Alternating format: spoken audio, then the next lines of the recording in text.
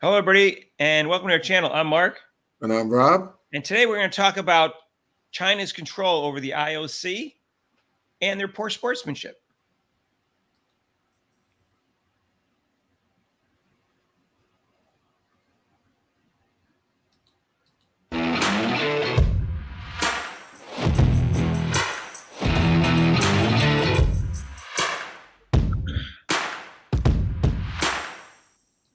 So, hey, if you haven't subscribed to our channel yet, please do so and hit the notification bell when you do.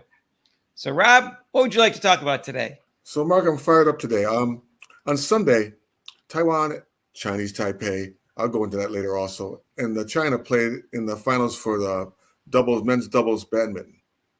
Now, Taiwan won the gold medal.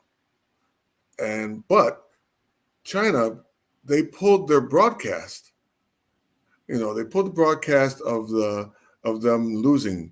They played the Taiwanese badminton players. Their names are Yang Li and Wang Qingli. They beat Liang Wei Qian and Wang Qian, and they defeated them and got the gold medal. But China pulled the broadcast because they were losing. Now, so, Mark, like in the middle of it, when it looks like it was basically out of reach for them to win, they stopped broadcasting. Is that what you're saying? They stopped broadcasting near the end when they were losing, and also after they lost, they pulled the whole broadcast. Oh, they canceled the broadcast, so it couldn't be seen after that either. Nope. Okay. Well, I don't know what they're thinking. Like, people aren't going to find out they lost. It's just so silly. Well, people in China, Mark, that's what I'm trying to say. In China, that's what they do. This is not a first-time thing for them.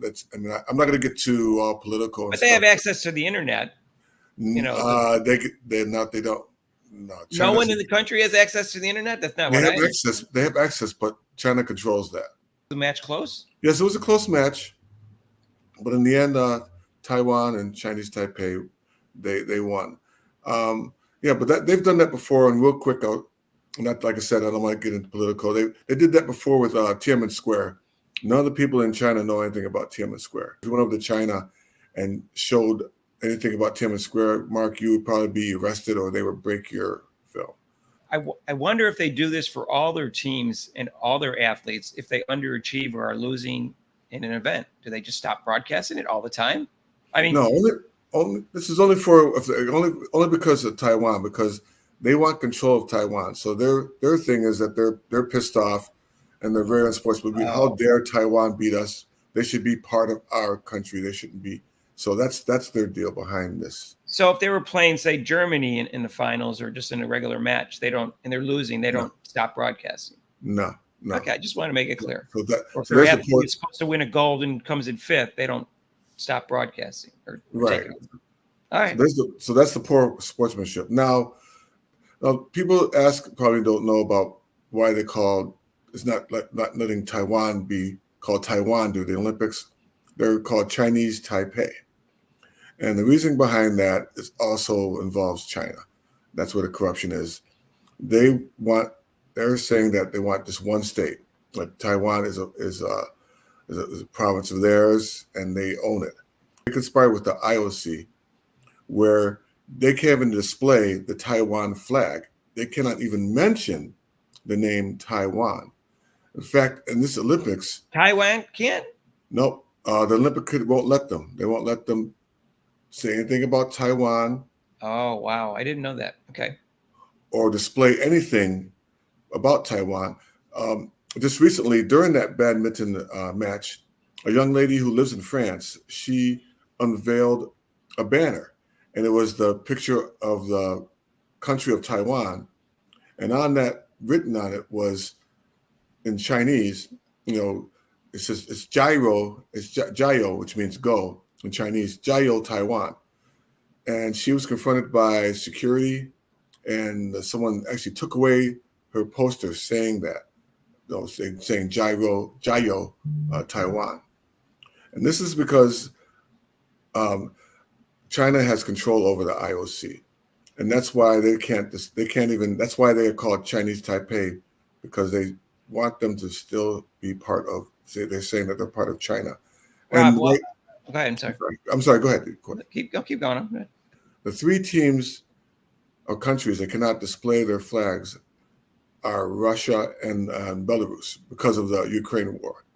But Taiwan can never display their country's flag. So these players, when they win a gold medal for Taiwan, their music is not even played. The country's music is not even played. Their national anthem is not even played. The control that China has over the IOC is incredible. It's crazy.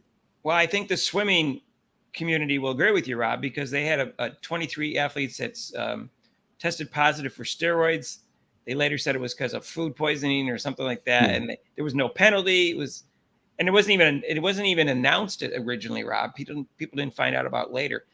They've done this several times. In the 1990s, they had a whole history of steroid use, and they did it again about a decade ago. So they've had systematic steroid use, especially for their swimmers and track and field athletes, and especially for their women.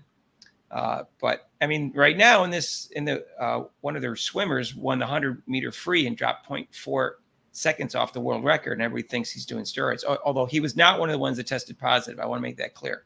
And so, but you got to be suspicious of them, Rob, because the East Germans aren't around anymore because it's Germany, and the Russians aren't even there as a country anymore. So the ones that are most likely to have a systematic steroid use is China right now. And they also, like I mentioned before, they have. I lived in Taiwan for 9 years, and they also have these little herbs things that they can use that also to maybe enhance your performance too a little. So, and that they can do it like turtle blood. I've heard some explanations that they had in the 90s too about things like that they gave their athletes. It turned out it was always steroids, so which we knew. But it's just very sad that there are a bunch of poor sports where they would just cut. Can you imagine if USA we were losing, like in the swim meet, that close swim meet at the end, and it's almost near the end, and they're losing, and then they just go, okay, we're going to cut to a commercial. We're going to go over and watch. If the U.S. women are losing or about to lose and they cut it off, I don't know. There's going to be bomb threats at NBC if they do that, because people want to see them lose. But unfortunately, just like Russia, China is a very communist country, and you were saying, oh yeah, they have access to internet, but they monitor the people, what they put out and what they can do on the internet. And so they think the people are just going to assume that they won the badminton event.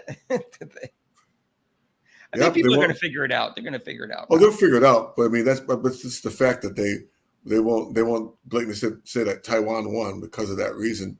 But they have that much control over their internet system there in Taiwan. And they can detect if you want to look up something about it, they would detect it from you. You get a knock on the door and say, "What are you doing?"